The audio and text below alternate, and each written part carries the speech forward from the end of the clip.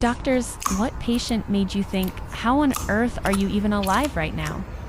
Hi guys, this is day 1 of giving you full Reddit stories. Doctors, what patient made you think, how on earth are you even alive right now? I've worked emergency medicine for a long time, and you get used to a certain amount of, how are you still standing? But one guy is a permanent legend in our department, and it's not for what you'd think. His name doesn't matter. We just call him the toolbox, because every time he shows up, it's because of something he did to himself with a power tool while insisting he knew what he was doing. Over the years, he'd come in with a nail gun injury, a grinder incident, and one memorable evening where he'd stapled his own hand to a fence and driven himself in. So when I saw his name on the board last winter, I already braced myself. What I was not braced for was the triage note, which just read, ambulatory, chainsaw, says he's fine. I walked into the room and there he was, sitting upright on the gurney, completely calm, holding a blood-soaked kitchen towel against his thigh, scrolling on his phone. Evening, doc, he said, like we were about to discuss the weather. I asked him what happened. He told me very casually that he'd been cutting a fallen tree in his yard. The saw had kicked back, and it had gotten him a little. I peeled back the towel and had to work very hard to keep my face neutral, because a little was a laceration deep enough that I could see structures no patient should be describing to me while calm. I asked him how long ago this happened. He thought about it and said, "What's today?" That is never the answer you want. It turned out he'd done this to himself 2 days earlier, wrapped it in a towel, and kept working, because he didn't want to make a whole thing of it, and only came in now because his wife noticed the towel had changed colors a few times. 2 days. He'd been walking around, driving, sleeping, mowing the rest of his lawn apparently, with an injury that by every measure should have put him on the floor from blood loss alone, and the man was sitting in front of me asking if he could get a coffee from the vending machine while we sorted it out. I have genuinely seen people pass out from a paper cut who were in less trouble than he was. His vitals were doing this thing where his body had just quietly decided to compensate for 2 days straight rather than inconvenience him. My nurse looked at the monitor, then at me, then at him, and mouthed the words, "How?" from across the room. I've had trauma surgeons on the phone who didn't believe my description of his numbers, who assumed I was reading the chart wrong, and I had to keep repeating, "No, he walked in on his own 2 feet, holding his phone."